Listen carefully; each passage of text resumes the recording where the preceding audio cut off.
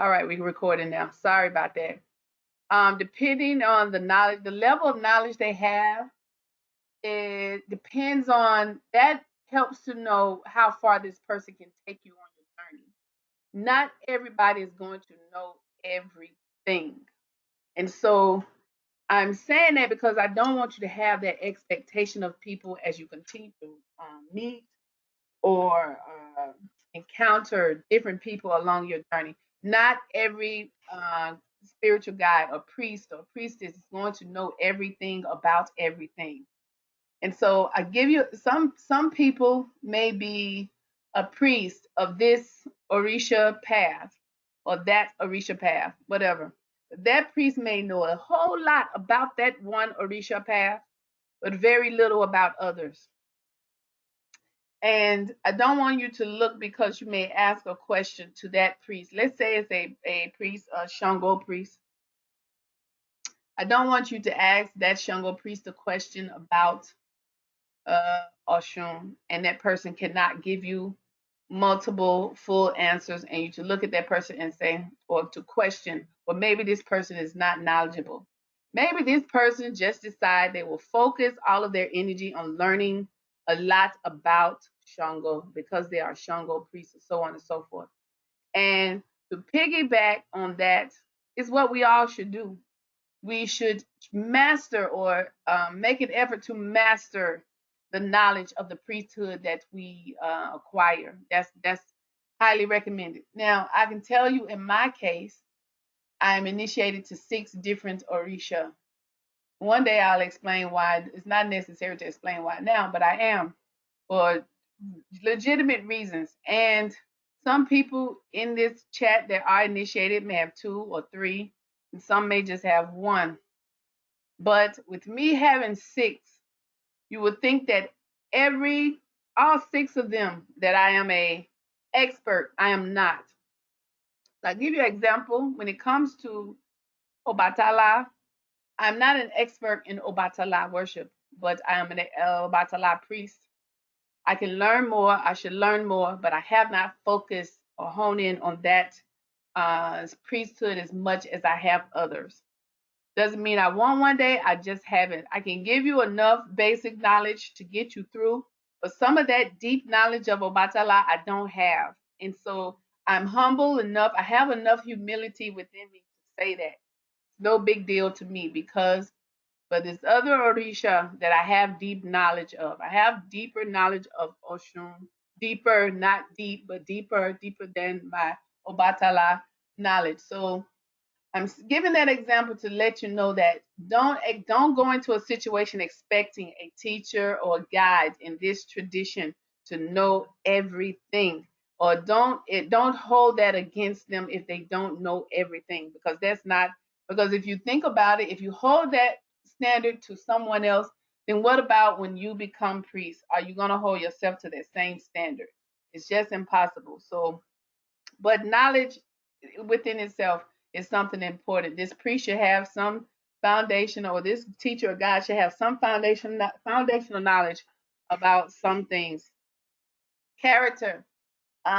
This person should have, as a teacher or guide for anyone, should have iwapele, gentle character, meaning they treat others with respect or they treat others well.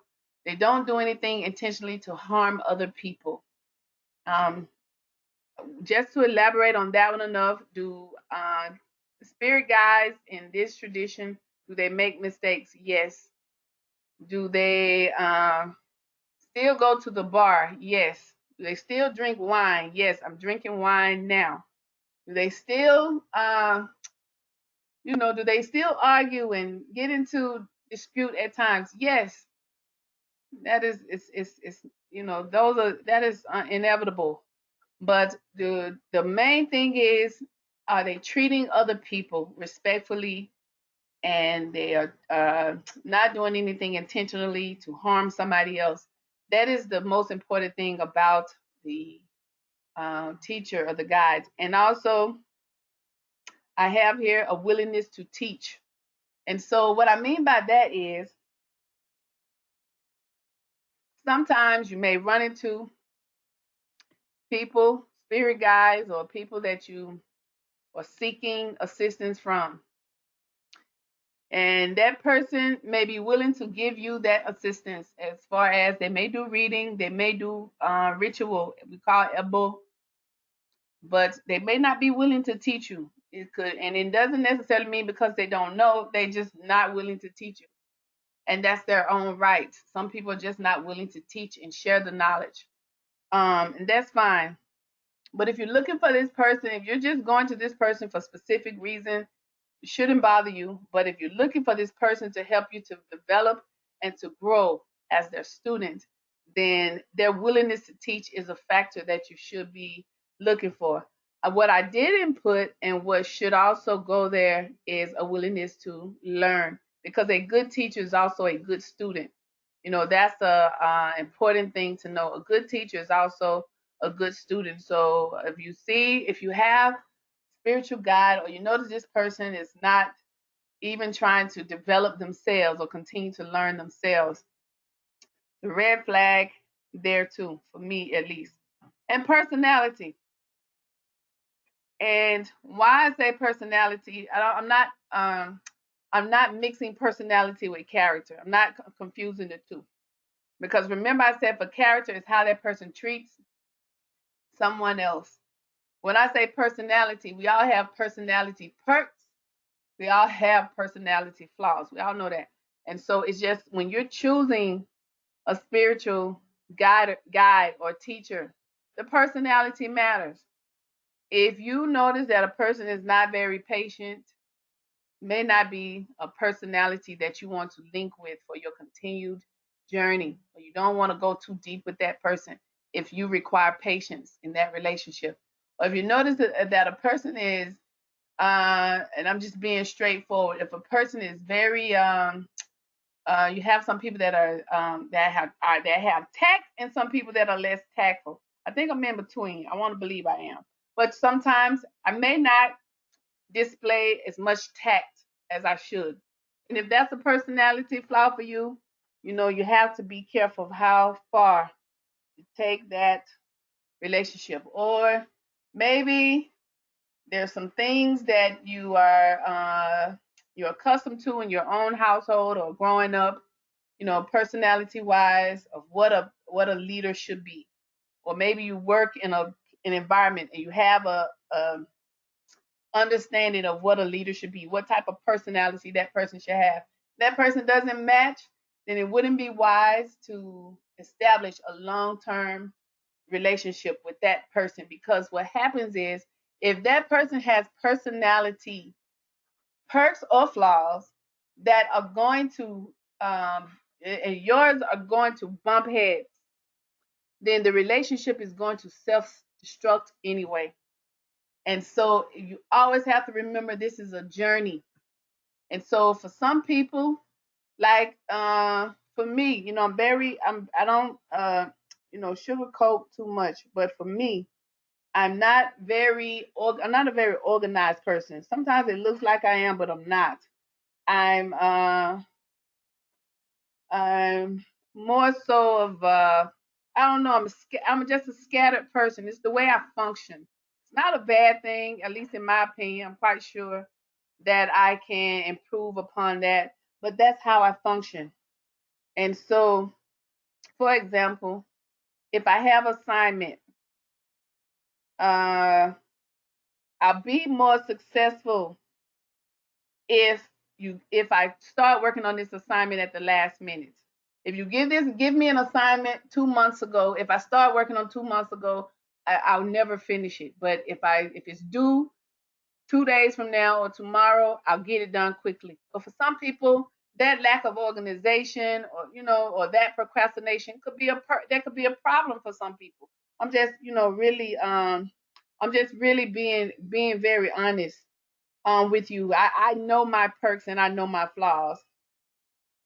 And so what I'm saying to you is you have to know your perks and your flaws and determine whether or not a certain person is someone that you want to establish a long term relationship with.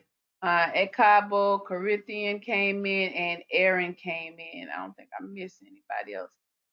Just want to make sure I acknowledge you. So yeah, if you just want to make sure that you and that person are a good match so that you don't bump heads and that relationship does not self-destruct. All right, so now let's go to the other side. Let's look at what makes a good student. Because remember, this is a two-sided relationship. Same thing, character. I don't have to go into that any deeper. You understand that character is important, or how you treat people. Because the reason why it's so important, because not only it's about how you treat people, but how you're going to treat each other. To make sure that you're not going to do things to offend each other, to disrespect each other, because respect is two ways. Even though with you'll find like with to be someone's spirit guide, there's what do you call, like there's protocols, right? So um, one protocol such as the greeting or the prostration, right?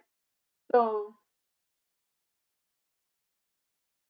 that's a sign of respect and it's a sign of reverence to that priest, but also the orisha that priest have on his head.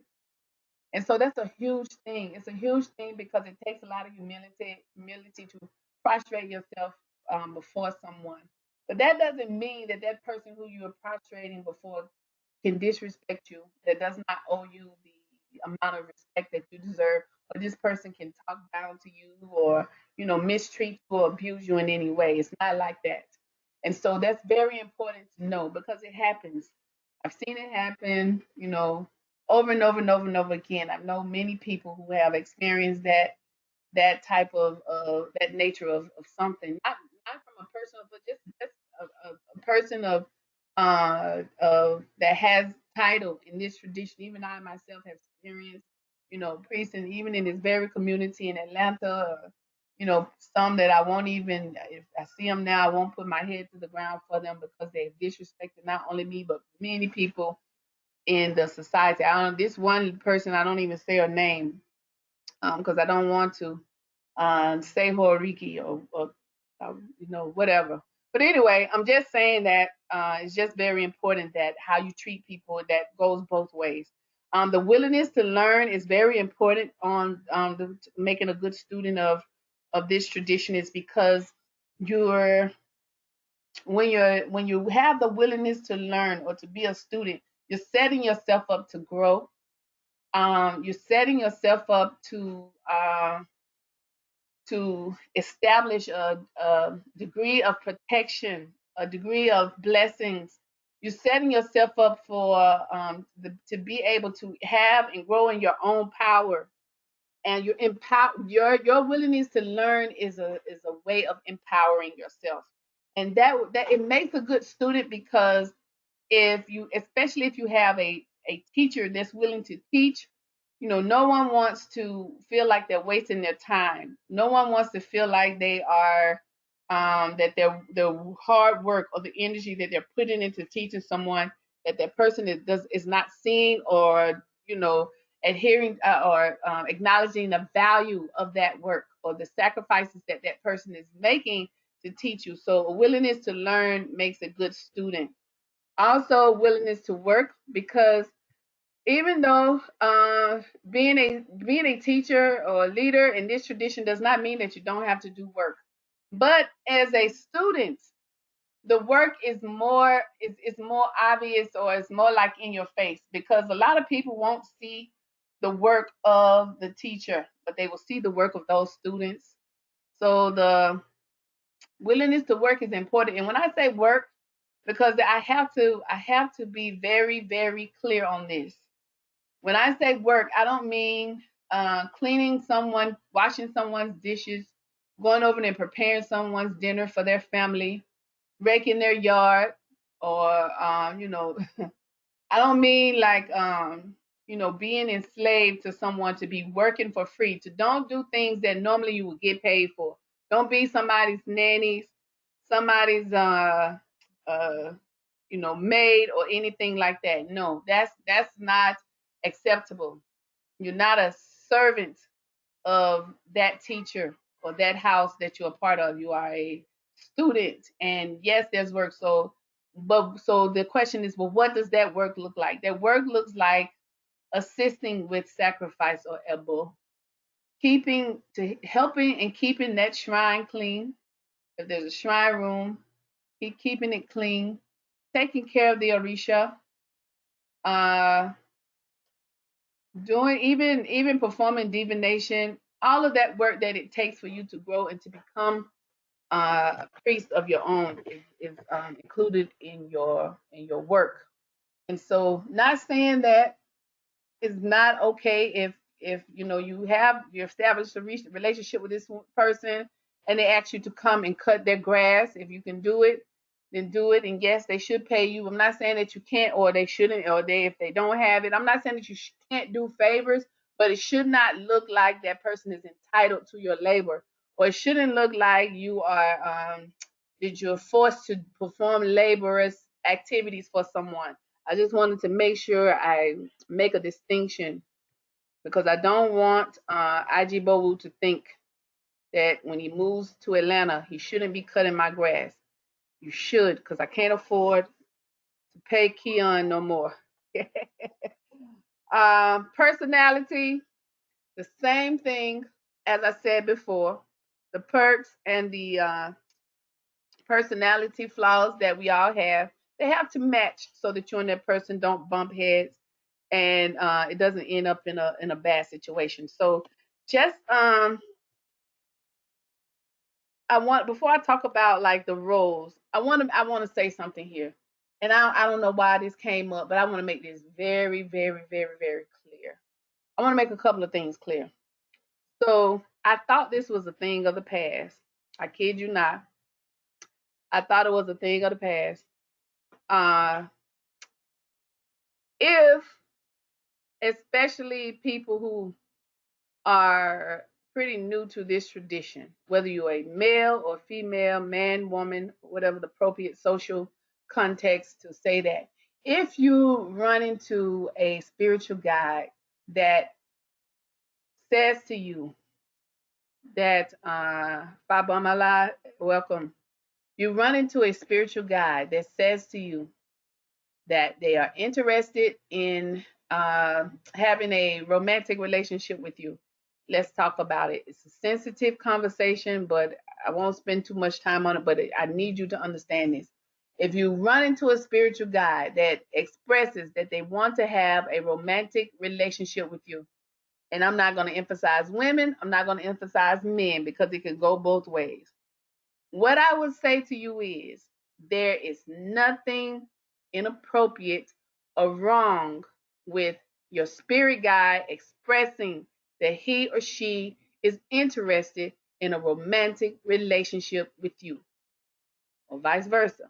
However, when that person does that, and listen to me closely, that person must let it be known, if that person has, if it's a man who has wife or wives already, then he must let it be known to that wife or those wives. That's number one.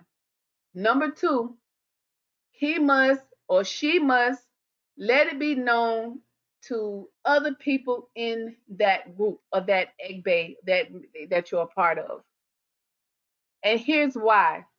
Because once you express that you are interested in having a romantic relationship with someone as their spirit guide and spirit teacher, it's no longer a secret. Everyone needs to know so that there's no scandal, there's no wahala. Wahala is confusion. You understand? So if everybody that is a part of that spiritual house is aware, there's no confusion, you won't have whispering, you won't have any scandal, any gossip or anything like that. It's known, it's been put on the table. And then, once it's been put on the table, it kind of forces that person to make sure that they continue to treat everyone fairly, regardless of that situation. So that's very important. But I wanted to emphasize that someone expressing to you that I'm interested in a romantic relationship or dating you or marrying you or whatever, Don't automatically and let your mind go left and like, oh, this is bad. No, it's not bad. And if you're willing, then so what? If you're not willing, then you should express that. Now, to talk about willingness, if a spirit guide, because and I'm only talking about in the spirit guide situation, because that's where I've mostly heard it happen. But if that person expresses that and you tell them no, and they continue to make advances or make suggestions, then it's like sexual harassment, because you've already told them no. It's just like on a job. Once you told them no, and if they continue, if you feel uncomfortable, then you need to dissolve that relationship, because it's never going to work. It's always going to be that thing lingering over your head. And then so just make sure that you know the difference between when that situation is appropriate and when it's inappropriate. Um, there's no such thing as, if you establish a relationship, openly with this person, that they can no longer be your priest or guide. Yes, they can. They can. Your husband can divinify for you. Your wife can do a Risha work and pray for you. So it's no problem there. And then also, uh, this is another one I think for most new people need to hear this one. If you go and see any owl, any priest, chief, whatever, and she or he offers you any type of medicine, or you go to them vulnerable and you say, I'm having this problem, or whatever, uh, that person can't say, well, you have to take medicine, and this medicine you have to take it through having sex with me or something like that. Don't ever do it. Don't ever agree to anything like that. It's not appropriate. And I'm saying it because I've heard it. Don't ever do that. So it's no such thing as sexual favor that will help. EFI medicine, I don't know of any EFI medicine that you have to use sexually. No such thing. Unless this is your husband or your wife or whatever, you're trying to have baby, then yes. But if this is just some person telling you that, hey, I have to give you this medicine, I have to put it on my penis or my vagina, and you have to make contact with it through that way. No, don't do it ever. Questions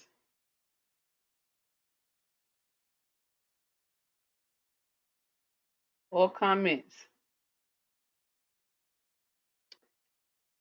The other thing is, I talk about another sensitive thing. Most of the time, your spirit guide is just how the I'm just talking about Yoruba culture, and is how West African Orisha culture is, that most of the time, once a person gets initiated or when they're ready for initiation, their father or even their mother will take them to another compound for that process and let somebody else, train. And most of the time, it requires that person, no matter how young or how old, leaving their mother and father's house and going living with that other priest for training. But in the U.S., we don't have it that way. We don't. I see you, I will feast on you, messy. Um, yeah, we don't have that luxury to where we can be sending our people over to our children, and I'm talking about our own birth children, sending our birth children to somebody else's house for living. We don't have that luxury in the US. So don't quite work out over here like that. I know it's one of my goddaughters in the chat, and she's blessed because her Ojibona is her, Ojibona is like the one that is responsible for your teaching and training in Ifa. Her Ojibona is actually her grandfather. Why she's lucky to have that situation is because she, without a shadow of a doubt, she knows she can trust her Ojibona. She knows that her Ojibona won't do anything to betray her, to hurt her, to harm her, to manipulate her. Like, she has like one of the best relationships with her spirit guide that you can even imagine. She has a spirit guide in Nigeria, but her Ojibona is her grandfather. So that's also that's sometimes we get fortunate like that. But in the U.S., like I was just saying, it's very hard for us to have the luxury of sending our children to somebody else's house to live and train and grow in Ifa that way. So let's look at. I want to rub you the wrong way for a minute. The word godparent and how we use it is we use it so loosely, but it's inappropriate. It's inappropriate in terms of West African Orisha tradition as inappropriate. When I say inappropriate, I don't mean wrong. I'm saying inappropriate as it's not the correct way any Sheshe in West African region to refer to your spirit guide. We do it because it's just something that we do. Because what has happened is we've translated these words that I'm going to go over to godparent because it's easy to do so. But remember, if I told you before that sometimes you can't translate Yoruba to English perfectly. And in month of June we said we're going to work on language. We're going to have some language classes, and so it'll start to make sense to you more. But I'm not saying that you can't continue to use godparent, but I want you to, regardless if you do or you don't, I want you to understand the correct titles of those relationships, if that makes sense.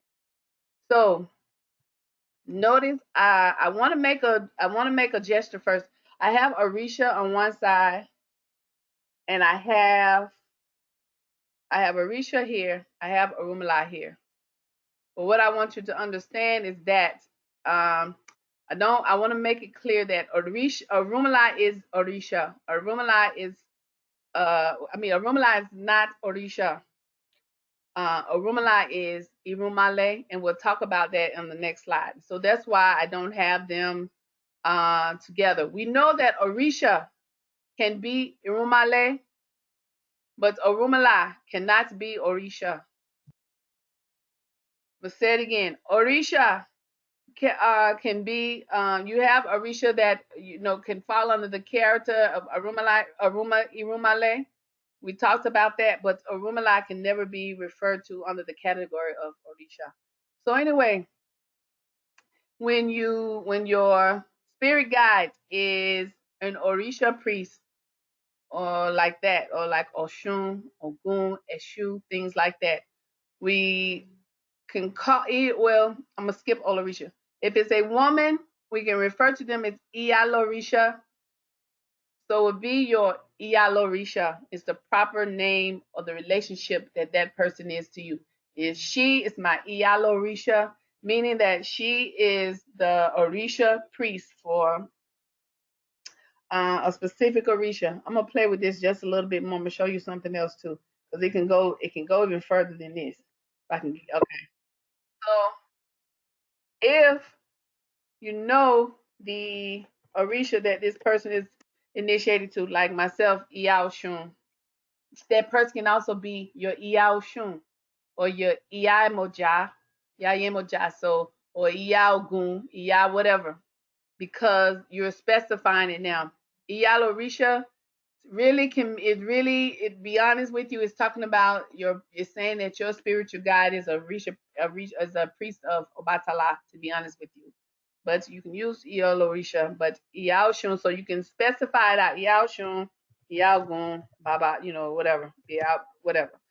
Now, Baba Lorisha is male because Iya means female, is a woman, Obini, and then Baba is man or father. Iya is like mother. It also can mean wife. So you see, it's a female title. So if it is a man who is initiated to Orisha, that is your spirit guide. We call him Baba Lorisha or Baba Logun. If he's Oshun, Baba Oshun, Baba Shango. So that is his title or his relationship or whatever. That is what you call him, is what I'm trying to say. Let me go back to this slide. No, I ain't drank but a couple slips of this wine now. I don't know what's going on. Okay, so there we go. So you can call your godparent, which was what we use. The more proper, if it's a female, Ialorisha, or Ialshun, Ialgun, depending on the Orisha they are initiated to, or Baba Lorisha, meaning a male or the father of the Orisha, Baba Logun, Baba Oshun, Baba Shango, whatever they are, so on and so forth. You can also call them Oluko. Oluko, as we remember in one previous class, refers to the word teacher. and we would add to Oluko, because depending on what Orisha is, you would say Oluko Shango is means the teacher of Shango, or you could say this thing. You could just say Oluko Isheshe, meaning the Oluko of all Yoruba Orisha culture. Oluko Isheshe. So the teacher of this, the teacher of that. So any of those words will suffice.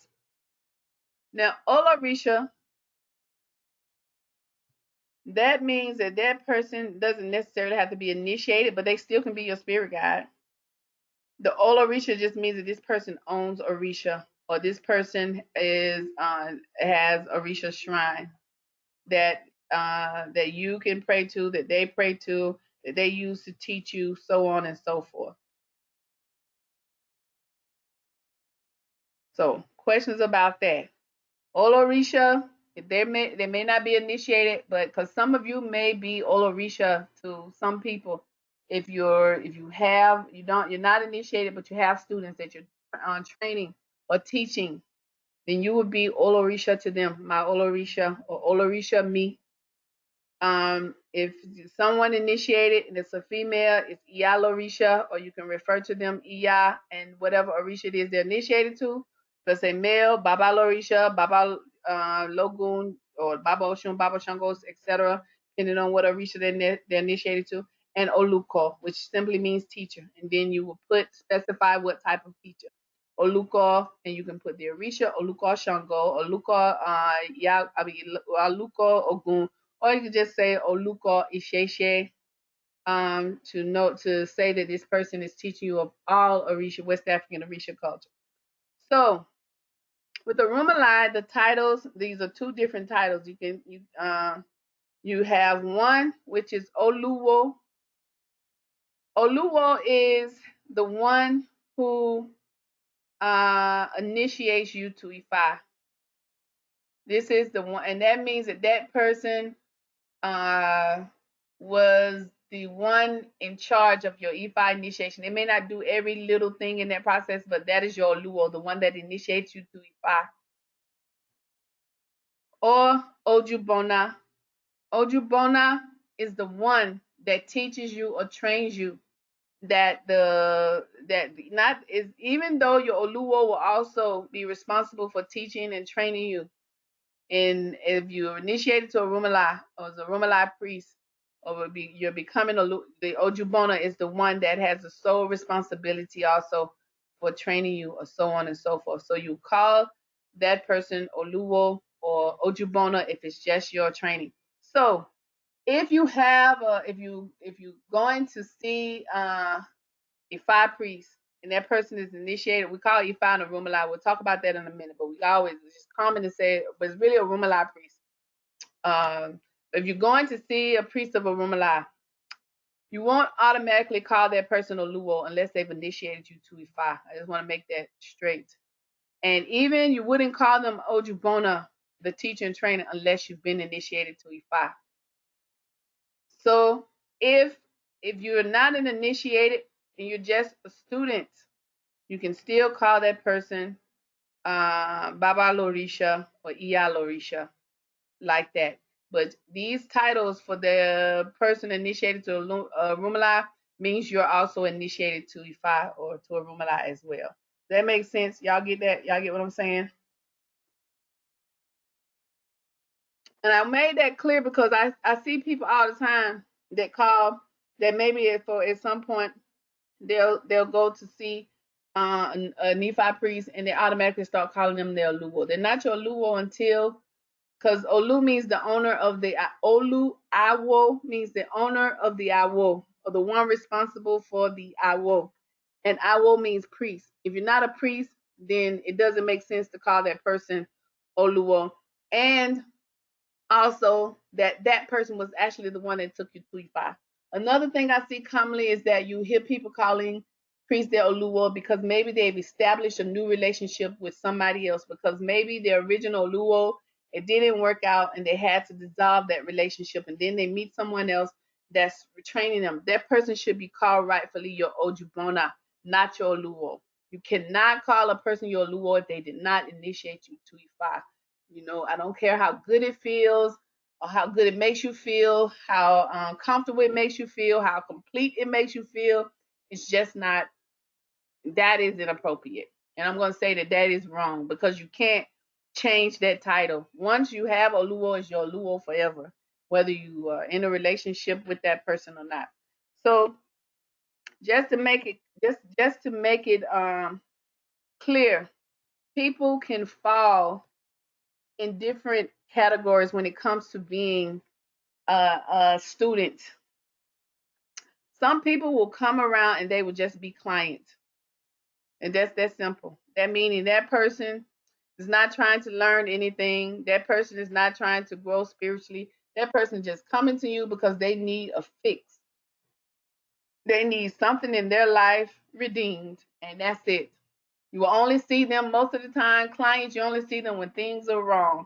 9 times out of 10, you're not even gonna see client when you do elbow, you do praying, you pray hard for them, and everything that you pray for, it manifests.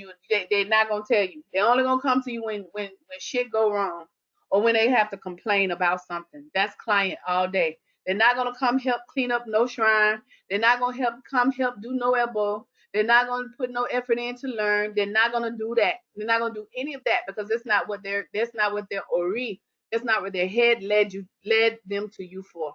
And so, but you should respect client like anybody else. It's just that's what they're coming for. And you can't force them into any relationship beyond that. But it's good when, as you are, if those of you who become or grow into the role of a priest, it's good to know the difference because you don't want to waste your time and become disheartened because you're trying to force someone to do something that they didn't come to you for. I'm only coming to you to fix things when they go wrong. Accept it and move on. Serve them, move on. Just that simple. Some people will come and those people will be students. Students, meaning that this person is coming to you because they want to learn more things about Orisha, about the culture, so on and so forth. And those students, it can go either way. They come to learn. They may not exert themselves much further than that because they're coming to you just for that reason because they want to learn from you.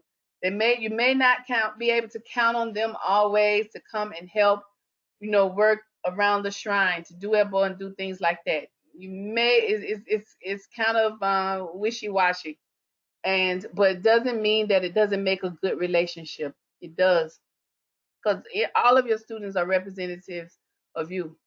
Then you have the Omoawo. Now the Omoawo is probably like the highest level of relationship between a priest and a student because Omoawo means like it means child, but not sense in the sense of like baby. But Omoawo is like it says like the child of the priest. And so it's a lot more responsibility on that priest and on that person because either that Omoawo is a person that is being groomed to eventually become initiated, or that Omoawo is initiated and you're grooming them so that you can let them release them so that they can be working on their own and not needing you. So either way it go, Omoawo is the deepest relationship and the one that holds the most responsibility. With Omoawo, it is expected beyond a shadow of a doubt for that person or those people to come and serve the Orisha, to be there for Ebo, to be there for reading, to be there to clean the shrine, to be there for festivals, to be there for any ritual, whatever. Omoawo holds a lot of responsibility and accountability. And so that relationship again is probably like one of the deepest, the Awo and the Omoawo. And just to you see in the green circle, I have the title Awo. I want to rough some feathers one more time. Let me see. I don't know why. Uh, I want to discard my annotations. Hold on. Let me say something right here. People, because this is good to know for you all. You have These two turns right here, because we getting ready to shift into Ifa. You have Babalawo, you have Iya Ifa, you have Awo Ifa, or Awo. So watch this.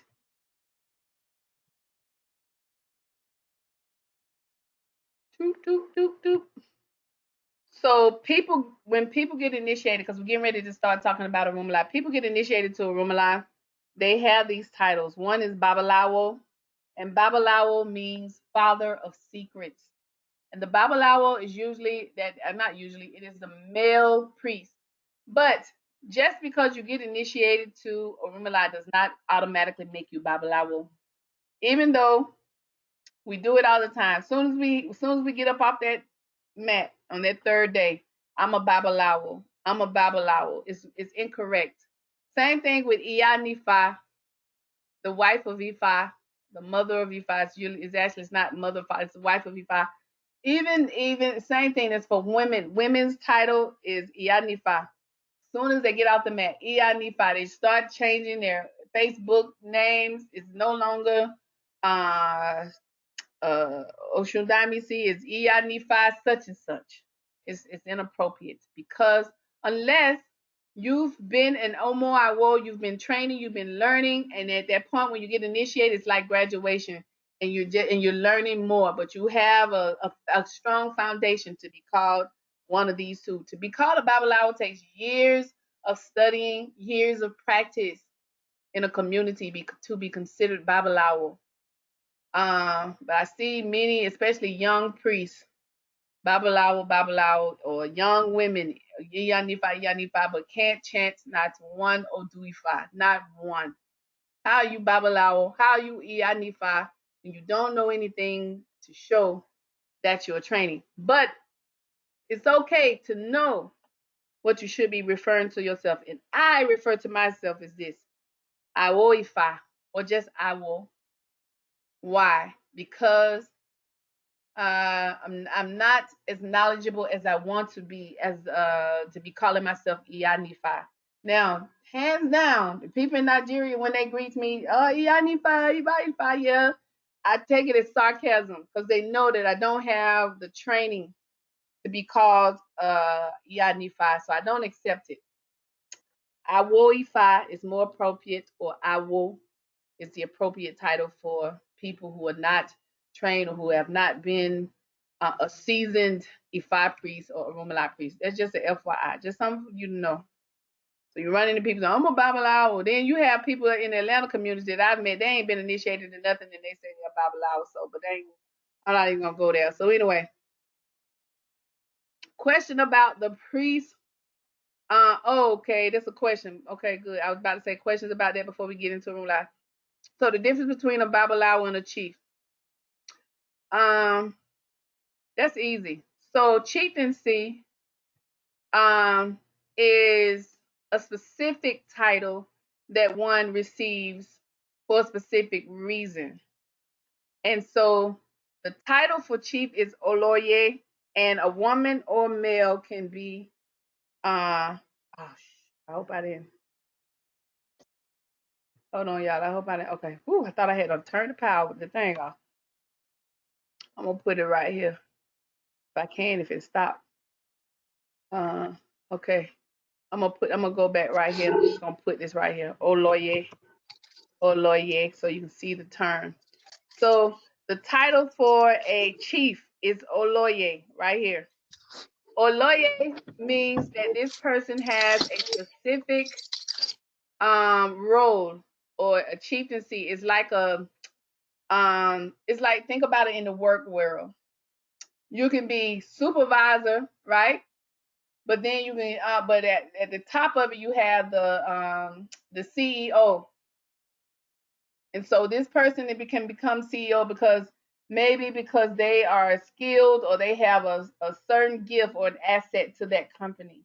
And so think of chief like that. So a person can be a Babalawo or Iya Nifa and a chief at the same time. A person can be an Awoifa, so it doesn't mean that that person may be, this person doesn't necessarily have to be has been a well trained Babalawo or Ianifa, in order they can just be Awo Ifa and still be a chief. Because for example, I have one guy brother, he's a lawyer, he's a chief, and I don't know his title off the top of my head, but he's a drummer, and he travels all around the world and he drums and he performs.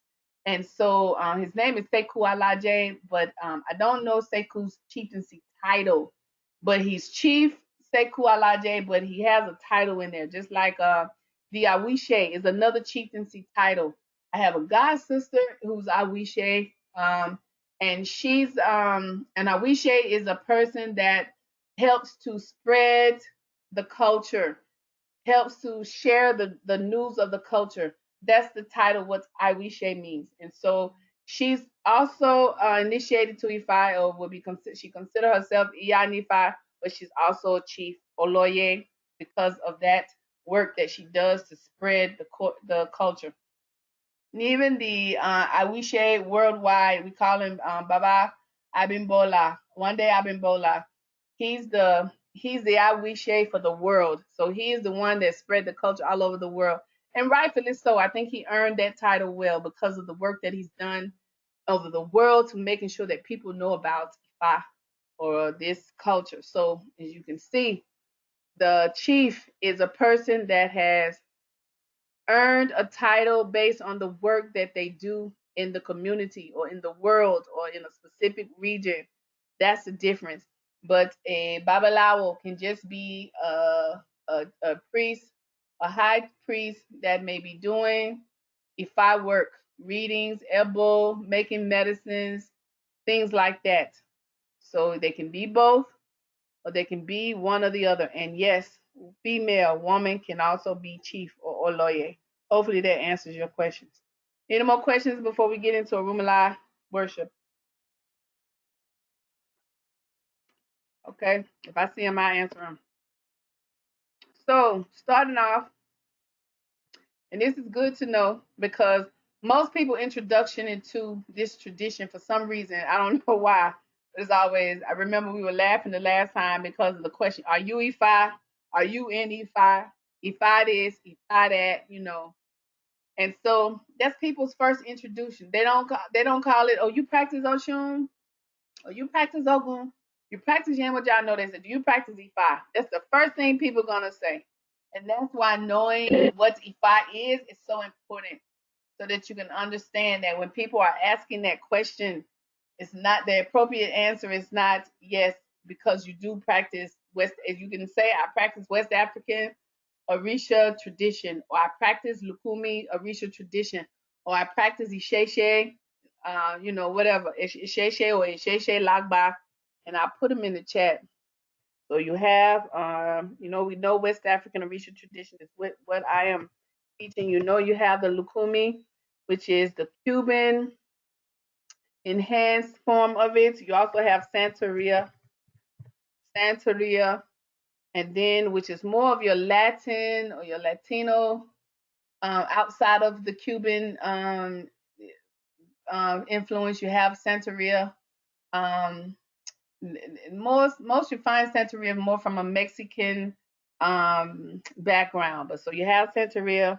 You have, I think it's Condable. I can't even how to spell. I can Condable. I can't even spell that one right. But it's more so in practice in Brazil. You also have in Brazil something they call Shango Baptist.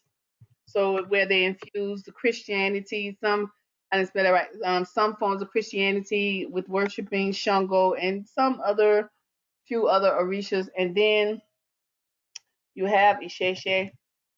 So I'm gonna put that in there. And when the Isheshe or Isheshe Lagba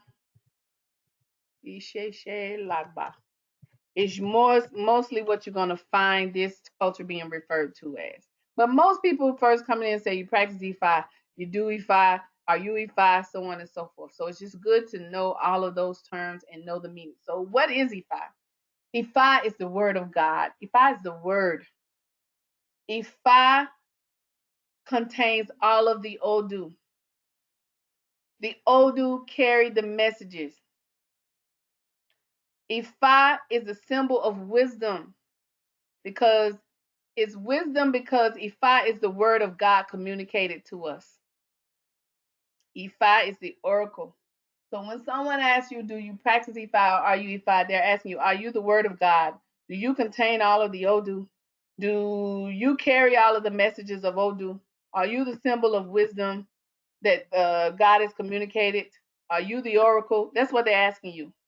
So now you know that that's not correct to say. Now, flip to the other side. Orunmila is the actual deity. So I know most of the time we call each other Ifa priest. I'm initiated to Ifa, da da da da. But the appropriate thing is Orunmila. I'm initiated to Orunmila. I am a priest of Orunmila. I'm a Orunmila priest. That's the important thing. But it's not so much wrong to say that I am an Ifa priest because you are somewhat an Ifa priest because you are the one that carries the message of God through obtaining the Odu and the messages. So to say that you're Ifa priest is not necessarily wrong, but that's what most people say. Well, they say they're initiated to Ifa, so it's fine, but Orunmila is more appropriate. Orunmila is a male spirit, a male deity, and Orunmila is we call Orunmila Ileripin because Orunmila is the witness of destiny. So in this story, that I'm about to discuss, like when at the beginning of time, there's a story that goes like this. When Oludumare was um, establishing all of the Odu Ifa, um, Rumalai was what they call eavesdropping or peeping secretly.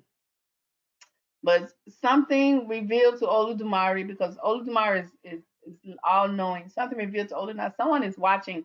Someone is peeking. Someone is doing this and doing that. So he uncovered Orunmila. He exposed Orunmila. But he said to Orunmila, I won't punish you harshly, but your punishment will be from now on, you will be a letter Yiping, the witness to destiny.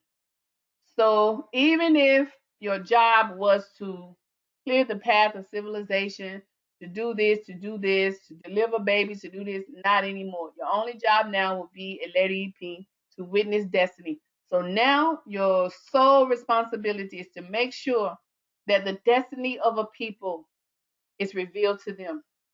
That is your job. And so that is how Orunmila got stuck with that responsibility of being a lady EP.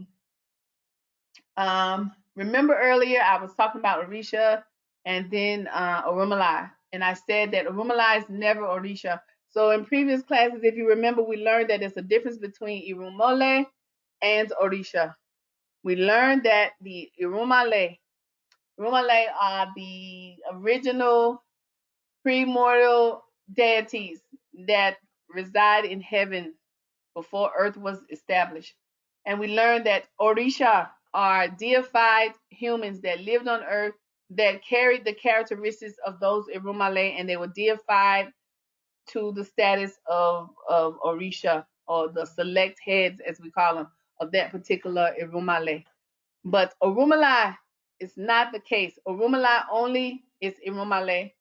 There has not been any deified Orisha of Orunmila. It's not at all. So Rumala is only Rumale, primordial deity. The only way we learn about Rumala is through the Ifa corpus, because Rumala is the one that came to earth embodied with Ifa within him. So that's important to know the difference between Ifa and Rumala, even though they're conjointed, but they're different. So when I talk about the Odu Ifa, the knowledge of Ifa, the message of Ifa, this is just a quick snapshot of what it looks like from you and I. So it's a code actually.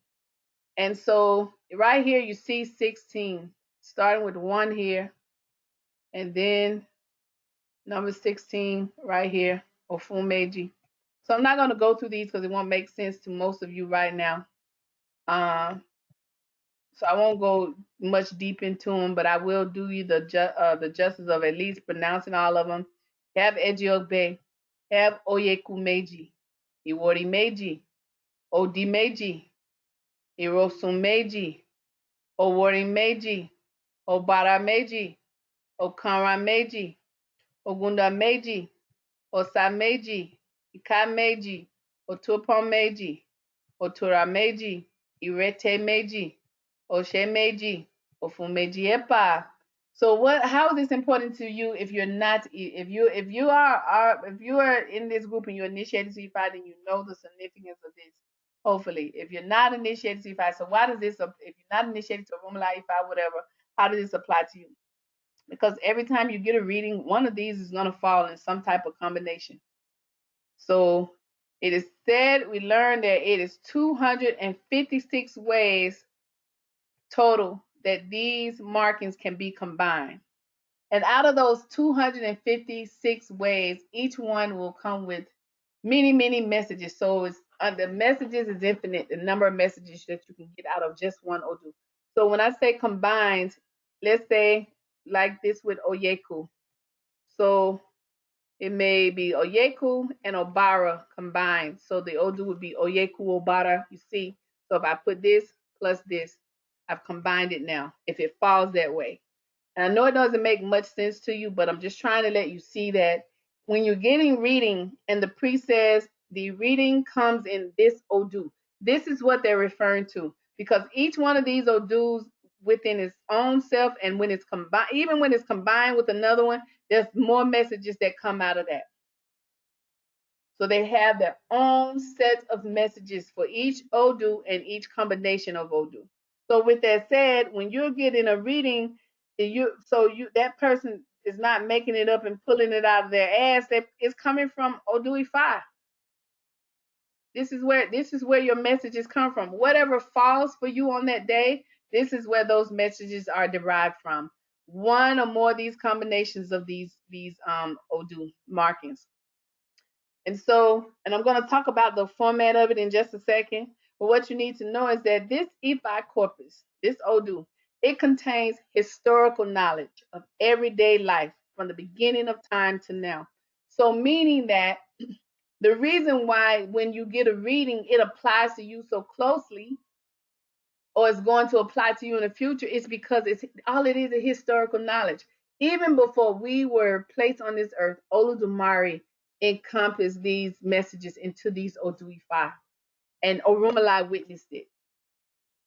So anything we go through in life is not new, it's history. That is why the priest is able to tell you this is what's going on with you and this is what you need to do to fix it, because historically this happened to somebody else, whether it was yesterday, today, or in the beginning of time, and this is how it was resolved for this person. It's just that simple. Included in this is the knowledge to heal people through medicine, the remedy to change situations from bad to good, key to unlocking mysteries, and etc. And it is only through the worship of Ifa that we can attain these things. Only through the worship of Ifa can we heal. Can we change our situations from bad to good? Can we unlock the mysteries? It's the only way. So, one thing that's significant about Orunmila is because out of all of the other Orunmila is the one that understands all spoken language, any language that's spoken on earth. And the reason why it is meant to be that way so that Orunmila can give counsel to all people. So whether it's people born in the 60s, people born in the 90s, people born today, Orunmila speaks all languages and can counsel all people. Whether a person is black, white, Indian, Mexican, any Latin culture, Puerto Rican, Cuban, whatever.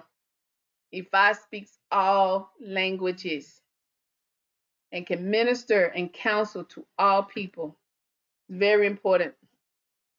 When we pray using Orunmila and Ifa as our platform, it's important to know, it's significant to know that we are acting and speaking beyond ourselves. So when we do these rituals to Orunmila, it's not just about us, because we are always asking, whether we say it out of our mouth or not. Every time we pray to Ifa, we're asking that whatever intentions we have, that when we interact with other people on a daily basis, that it doesn't have a negative impact on them, and it doesn't have a negative impact on us. And in the Oduifa, that is, and I can prove it, because if you remember your last reading, and Ifa says, oh, you're going to be rich, or you're going to have good husband, or you're going to do this. But also Ifa will tell you, don't lie, don't gossip, don't argue with people. So you see, it's not just about you. Orunmila teaches us that for us to obtain the things that we're asking for, that our intent, it extends beyond us. It also means and the reason why is because if Ifa tells you, don't mistreat women, don't look down on women, don't curse at women, don't argue at women, whether you're a male or female and you get that message. You know why you got that message? Because if you're doing that, or if you plan to do that in the future, it's going to affect you negatively, more so than that person, because you were told. And so when that person does something to harm you, whether it's to send bad prayer your way, to do juju or some magic, or even if they're not practicing this at all and they just say something that crazy out of their mouth, I hope you get hit by a truck, like what your grandma used to say when she get mad with folks because they've offended her. That is why. That is why Orunmila, when we're praying to Orunmila, that's why it's important. When we worship Orunmila, that's why it's so important that we internalize what's being revealed to us, and that we understand that all of our intentions and how we interact with people daily is going to affect us one way or the other. It's very important. So in other words, when we face Orunmila, we're facing character. We're dealing with Iwapele all day, every day. It's good to know about the format of the Odu, as I was saying earlier. So again, this is good information for when you're getting reading, because the Odu tell a story that gives you the nature of your problems or your opportunities for your blessings. So when you do reading, it doesn't always say, it's not just, oh, this is bad, it's gonna happen, or you're facing this bad thing. Not all the time like that, but it also is going to tell you you're facing this good thing, or this good thing is going to be awaits you, right? And so it gives you like both sides of it. Some people don't like to hear negative things from reading. Some people don't want to hear that their reading is coming in death or sickness. Me, I'm different. I want to hear it. If death or sickness or loss or anything like that is hovering over me, I want to hear it. I take it as a good thing, because imagine not knowing and not knowing what to do about it. It's much better to know than to not know, because a lot of times when you're reading is, or even when you're doing OB divination, it's always coming OB on, you're thinking everything is great. And when something crazy happens, you're like, what the hell? What's going on? Because I keep getting, these positive messages. So to me, the warnings, or what we call the EB, I'd rather have those, because at least I know what's coming and I know what to do to avoid them. That's just me though. But at all costs, no matter how your reading comes, negative or positive, if you take heed to the warnings, you do what is prescribed for you to do, then you'll be fine. You won't have to worry about any of those things. It also explains what elders in similar situations did in order to resolve those issues and to secure their blessings. And mainly it's through Ebo sacrifice. It is said that the Odu Ifa can combine in 256 ways, and I already said that, but which it can come up with endless verses from various lineages. So it's important to mention that it's because in one town, these messages, it's like, what do you call, it's like, not parables, but traditions, or I don't even know what word I'm looking for. But in this town or this region, or this father, he taught all his children all of these verses. And these are the verses that came from because remember I said no one priest is all knowing. This father knew all of these verses. He passed it down to his children. His children knew all of these verses. And this town, this other priest, knew all of these verses, and all of these verses are the same Odu. And it's not until somebody in one of those compound cross paths and teach each other that they learn those verses from each other. So as you can see, those verses can multiply based on lineage. All lineage they have, so no one is all knowing. That's what I meant in the beginning of the class. So, but when you get Odu, or when you get reading, the Odu Ifa has a basic pattern. The name of the priest, which is the person in historic time that did divination for somebody else, just like the priest that's doing divination for you. Indication that Ifa divination was performed for the client, the student, or whatever, just like in your case. You understand? Indication of that client's in that historic time, bad or good luck, just like in your case. Indication what was prescribed for that client to do as far as sacrifice or ebo, just like in your case. Indication of whether or not it should be said the ebo was performed, not the divination. Indication of whether or not the sacrifice or the elbow was performed for that person. So, in other words, the person historically was told that they had to do elbow with 2 pigeons, 1 hen, blah, blah, blah, blah, blah. They did it, and they didn't, or they did not do it. And so that still applies to you, because all that priest that's sitting on that mat can tell you is that this is what you need to do. It's still up to you whether you do it or not. And then lastly, in that Oduifi message, it's going to tell you whether or not there was a change in that client's life as a result of them doing the abo or not doing the abo. So when you're doing reading, you have to put yourself in the place of that historic moment. Say, this has happened before. This is deja vu. A priest divined for somebody else. They had the same Odu. They had these same problems. They was told to do this elbow. They did it. They didn't do it, and this was the outcome. So when you're getting your messages, that's what that priest is telling you. And no, they're not going to go through that format verbatim, but most of the time, that priest is going to give you the messages. They're going to give you the warnings, and they're going to tell you what to sacrifice. That's that. Questions about any of that before we keep going? If you put questions in there, is there separate pots, one Ifa pot, Orunmila pot? No. No, it's the same thing. That's why I think I said Ifa and Orunmila they use the names interchangeably, and it's no wrong in that, because Orunmila embodies Ifa. So some people would call it Ifa pot or Orunmila pot, whatever. But most people call it your Ifa. But really people don't even call it that. They just they're either gonna call it Ishefa or Itefa is the proper name. Itefa is the icon you get when you're initiated to Ifa. Ishefa is the icon that you get when you receive your first hand of Ifa. So that's the proper name for it. We don't call it pot. Itefa or Ishefa is the proper name. Why Orunmila?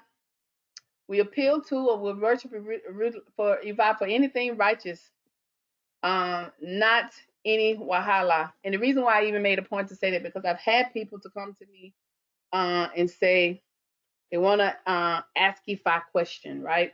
So you have to be careful with that. When you want to ask Ifa question, don't ask Ifa, can I rob a bank? Don't ask Ifa, can I do something illegal, right? Don't ask Ifa, can I sell this drug and do it away with it? Don't ask Ifa, can I have this woman's husband or this man's wife? The reason why is because Ifa deals with righteousness. Because Ifa knows, Orunmila knows the outcome of these type of things, and 9 times out of 10, it won't end in a positive way. So it's not good to ask Orunmila questions like that. Always make sure when you're working with Ifa, it's from a position of righteousness. Even when people ask me to ask questions like that, I refuse to answer. I can't control, and even you as a priest, you can't control what people ask when they're whispering their questions. Nothing you can do about that. But however it falls, it falls. But then you will be the one later but you will hear it when they come back to you and say, "Oh, I asked Ifa this, and Ifa told me yes, I can, rob this bank, and the robbery went bad. I got shot, or I went to jail."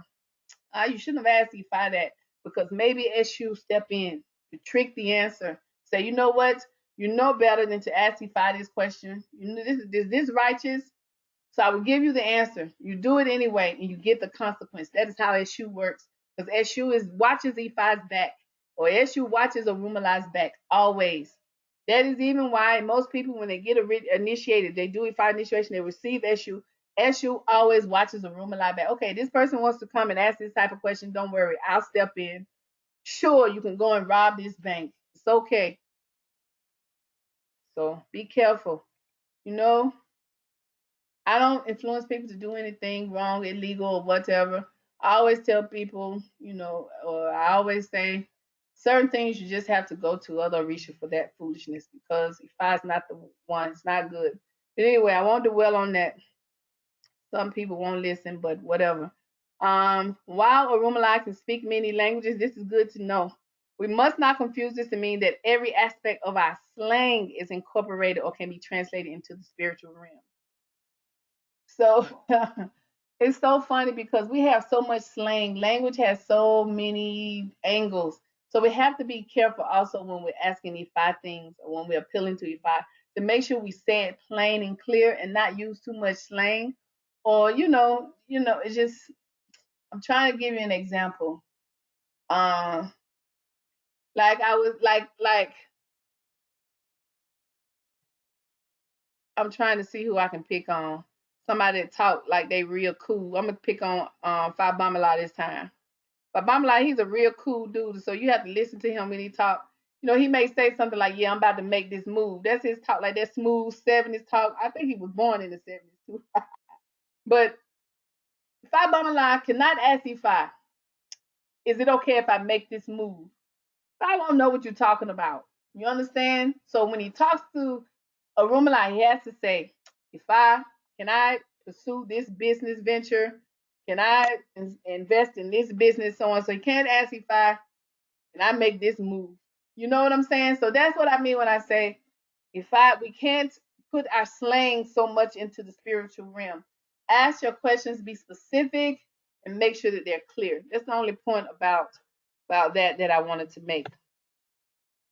Other things about Orunmila is that because Orunmila deals with destiny, and Orunmila knows the things that will hinder or interrupt our destiny, we have something we call the 16 laws of Ifa. And I credit Baba Gulade. He was the one that exposed me to this, and I never ever, and I've never. The funny thing about it is I've only seen it again in this writer Awo Salami's book, but when he showed it to me, I haven't. People don't, for whatever reason, people either don't have access to it or they don't know it or whatever. But I've seen it later in my life, and that's Salami's book about the what is it? Ifa is worship or something like that, something like. But anyway, these 16 laws come from the Odu, Ika Ofun. So I'm gonna show you what I mean by Ika Ofun real quick. So when I'm saying it comes from the Odu, Ika Ofun, what I'm saying is the Odu or Odus that are being combined here is Ika and Ofun. They're being combined. And when they're combined, there's many, many, many, many messages come out of it. But one teaching that also comes out of that combination is the 16 laws of Ifa. And the 16 laws of Ifa, we all should be living by.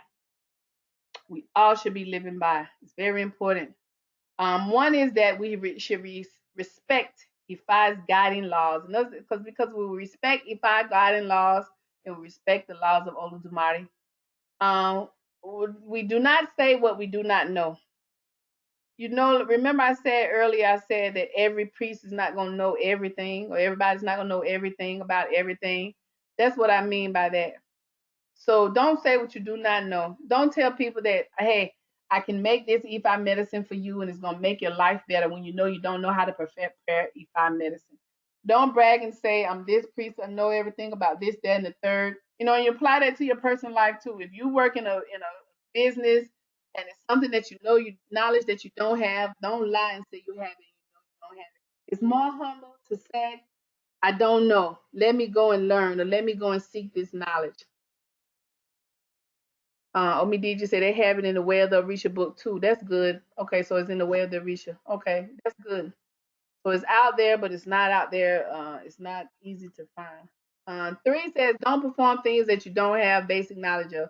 And these things are talking about specifically in Orisha worship, within Orisha worship, but you know, it can apply to your life. But don't perform things that you don't have basic knowledge of. Me, if you know that you don't know how to birth or consecrate issue for someone, don't do it because that issue will not work for that person. You put that person in a worse position than they were in before they came to you.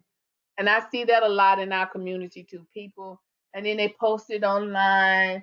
That this, I can do this for you, I can do this for you, and then they take your money and you know things like that. It's ridiculous. Don't do things that you don't perform things that you don't have basic knowledge of. So it's just like with OB divination. If you hadn't come to this class, I know some people here are new, so you haven't seen it yet. But if you hadn't come to this class, you hadn't properly learned this class, then you shouldn't be performing OB divination for anybody. Now, you do it for yourself for practice. But at the minimum, if you took this class for these 4 weeks, then if someone said, uh, let me see, Omi DG, or somebody said, let's just say somebody said, Oshun Bolaji, yeah, she did OB divination for me, and she told me this, that, and the third. I won't question it because I know that she has basic knowledge of that process. She was in this class every single week. She learned every single week, even though she may not be perfect in it, and she still may have some things to know. But I know that she was there every week to learn. So me knowing that for a fact, if somebody say, Oshun Baloji told me this, Baloji told me this, this, and this. You do, I won't question it. You understand? So don't put yourself in a situation where you're doing stuff for people and you don't know basic knowledge. Don't mislead people. It's obvious. Don't deceive people. It's obvious. You know. Do not claim wisdom that you lack. So a lot of these kind of saying the same thing. Don't be egos. Don't be egocentric. We have a lot of egocentric people in the Ifa community. Don't that one egocentric thing is calling yourself Babalawo or Iyanifa, knowing that you don't have deep knowledge of those paths. That's egocentric. I'm this, I'm that, you know. Whatever. Don't be treacherous. Don't ignore your taboos. Don't break taboos. I must have put, I don't know why I put them twice. I must have missed one. Respect the weak and feeble. Don't take advantage of people who are weak or at a disadvantage, especially people who are have mental or emotional weaknesses and you prey on them because of that, or a woman or a man that comes to you at their most vulnerable moment. Don't, you know, respect those people. Don't take advantage of those people. Respect, be kind to the elderly people is very important. Respect moral laws. And believe it or not, moral laws, that's a good one to talk about just for a second because it's the difference between a moral law and a penal code. So your penal code or your laws that your state, your city, federal government has placed, that's a whole tricky one right there because it's a difference between whether what people put on the law books that is moral and the ones that are just because they're trying to control a population. I'm gonna use the easiest one because I want to, you know, I don't want to get into no. I'm not gonna go deep with it. I'm gonna tell you this: Dr. Martin Luther King broke the law. It was against the law to protest and assemble. Period. In the 60s, they arrested him rightfully. They had the right to arrest him because he broke the law. But did he break a moral code? Absolutely not. Because the reason why he was protesting or the reason why he was assembling people was to fight for civil rights. So what he was doing was moral, but it was illegal because they made those laws and so on and so forth. So if I would not say to Dr. Martin Luther King, don't protest, because you're breaking the law, in or but because if I will look well on Dr. King, because what he was doing was not against any moral law. That's the best explanation I can give you, and you can let your imagination go as far as you want with that. Do not betray a friend. Do not betray a trust. And that's a real deep one, because you have to understand it. I think we talked about this when we were talking about the marriage and the family lesson, when we talked about the importance of those people that give your that rescue your wife for you before you marry her, or those people that escort you to your husband's house on that night, and how important they are in this lifelong commitment that you're making, and the importance of friendship, and how deep that friendship goes. And so, betraying a friend or betraying a trust is just not a good thing. So we have to learn to make sure that we don't betray friends or betray a trust, and to not discuss secrets. That's why a person that has rose to that level of power is called Babalawo, and that's why it translates into this. It's the father of secrets, because when you go and you sit on the mat with Owl or Babalawo or Ianifa, Olorisha, whatever. You are giving sometimes it's not easy to reveal to that person some of your personal things that you're going through in your life, whether good or bad. It's hard to humble yourself enough to say, hey, this is what's going on with me, or this is what I'm experiencing.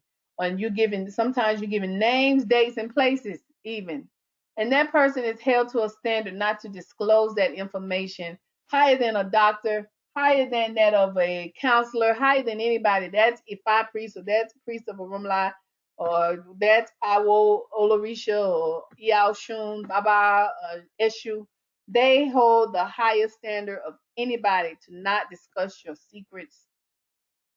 And so when you are in that position also, you always have to remember that what people reveal to you on that mat, you must not share that with anyone. That's why it's always good to, like, if it's a situation where you're working with another priest, or you're in this, or even your godparent, as we call them, but we have names for them now, your Baba Lorisha or Iyalo Risha or your Olu or whatever. If you say, oh, I did reading for somebody and this is what came up, what do I need to do about this? Or even if it's a peer that's also initiated, and you say, hey, this person had this problem, can you teach me something? What should I do about this? That's different. But if you're revealing or discussing someone's secrets to gossip, or to, spread information, you can't do that. It's breaking one of the laws of Ifa. So, when it comes back down to the relationship between the student and the teacher that we discussed in the beginning, that's why that trust is there, or that's why that character thing is there, because you have to know that you have to choose a person, a spiritual guide, that you know that you can sit on the mat and you can let them know and see the worst of you and the best of you. And number one, they're not judging, and number two, they're not going to reveal your secret for the sake of fun, or for the sake of humiliating you. Is that clear? It's important to know. It's very important to know. Any questions about that part?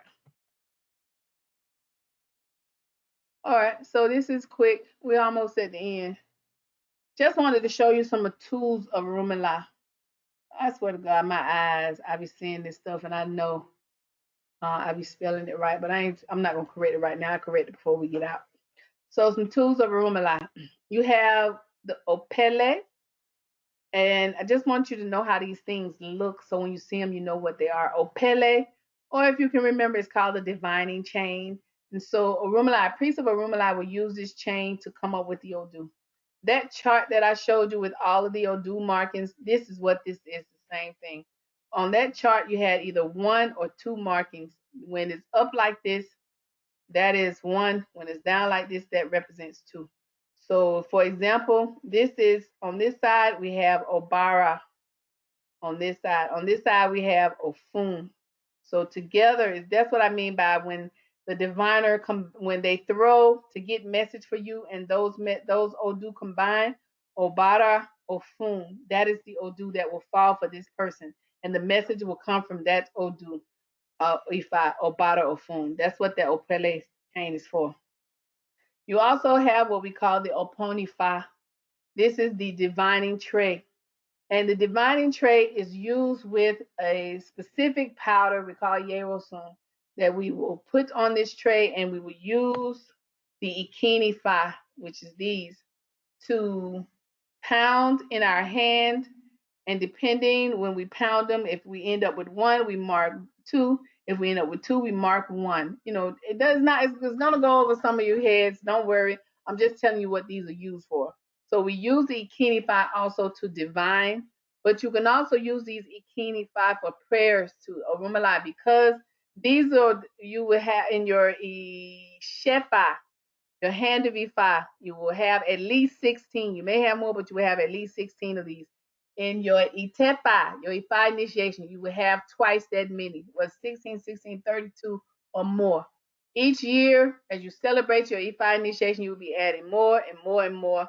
Or each year, after you receive your Ishefa, you'll be adding more.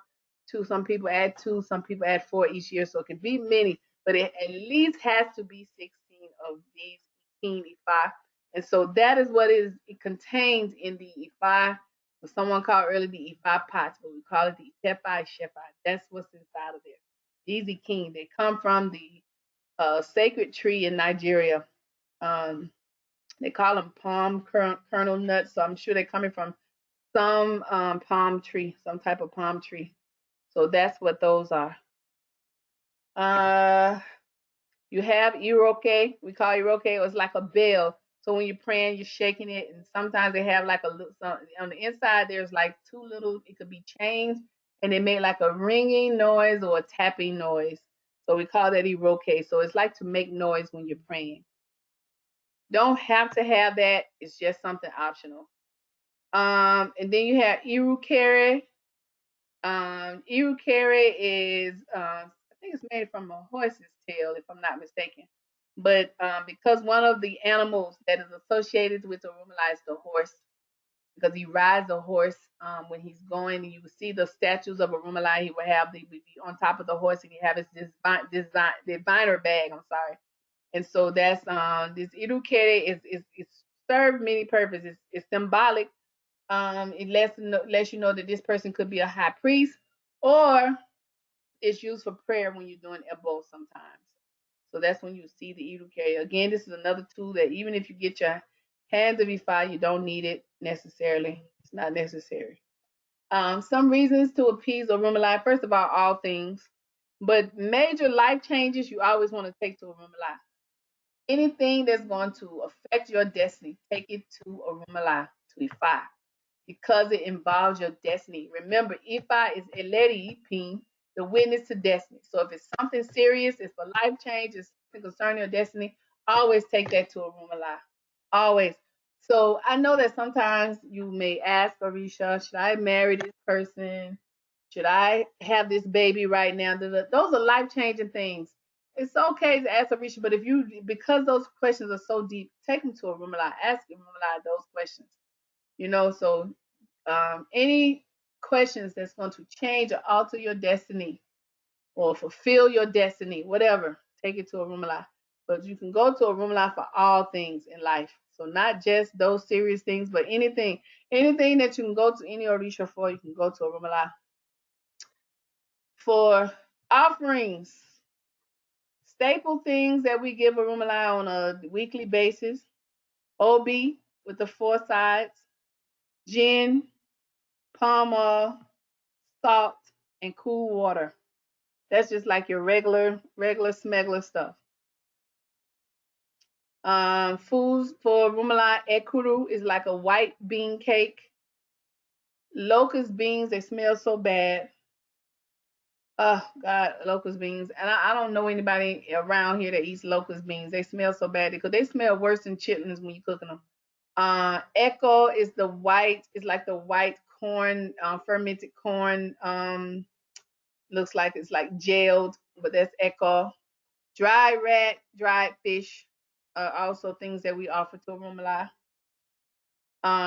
Especially in serious situations, we may give the dried rat and the dried fish.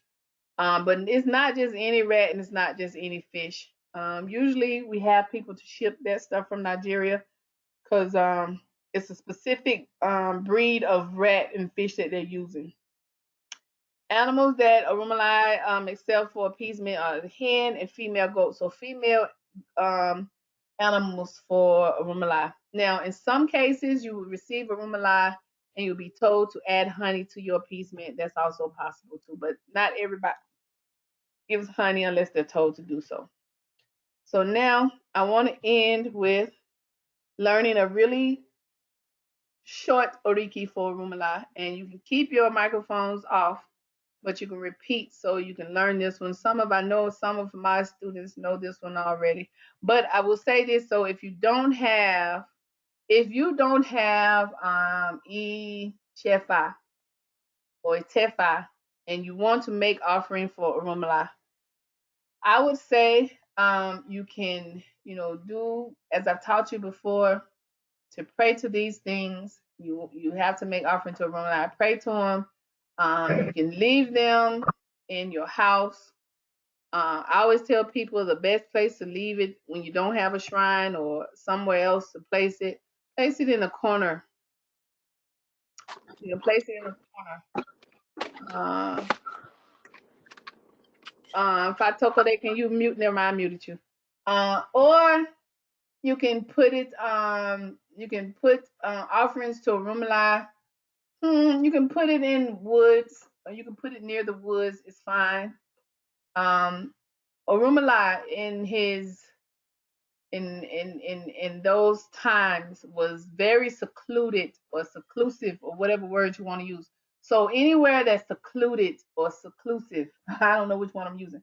So that's why I said the woods or off some far place that's like secluded by itself. It's like you find a wooded area that is secluded. You don't have to put it in the woods. You can put it right outside of the woods or whatever. So that's probably the best place to put something for Orunmila if you don't have that shrine, or you can put it in the corner of your house, and then later, after you're ready to dispose of it, go and take it and sit it near some woods, like that's not near anything else, is what I mean by secluded. So that's a good place to place an offering for Orunmila.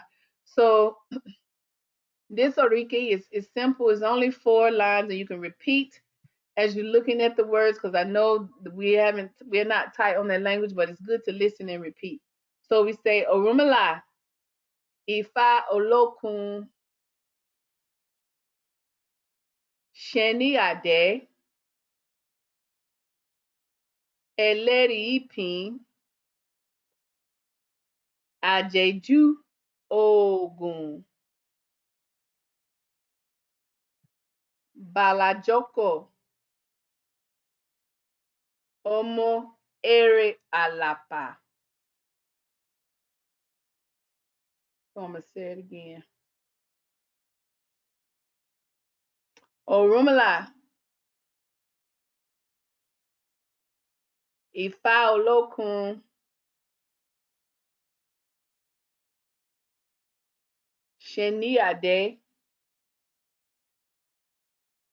Ẹlẹ́rìí ìpín, Àjẹ̀jú Òògùn, Bàlàjọ́kọ̀, Ọmọ Ere Àlàpà. And so all of those are like oriki or praise names that we refer to Orunmila, and we know that it's not many, but we know if we don't know the language, the sight of it may not help us as much, but listening and hearing Orunmila, Ifá Olókun Ṣeni Adé, Ẹlẹ́rìí ìpín Àjẹ̀jú Òògùn, Bàlàjọ́kọ̀ Ọmọ Ere Àlàpà is how you say that oriki. But in time, especially after we do the language class, and then when you start to see these origi, it'll be easier for you to listen and then to read them and catch on. So, questions about Anything about Ifa or Rumala before we end class?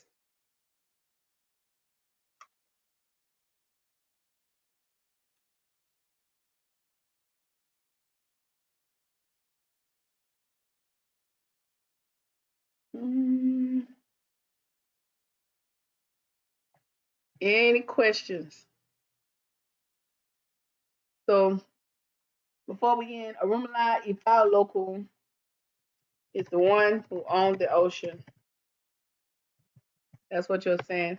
When we say Shani Ade, it's just Shani Ade was just like name or just like an alias for Ifa. When we say Eleri Ipin, was that is the witness of destiny. Witness of destiny.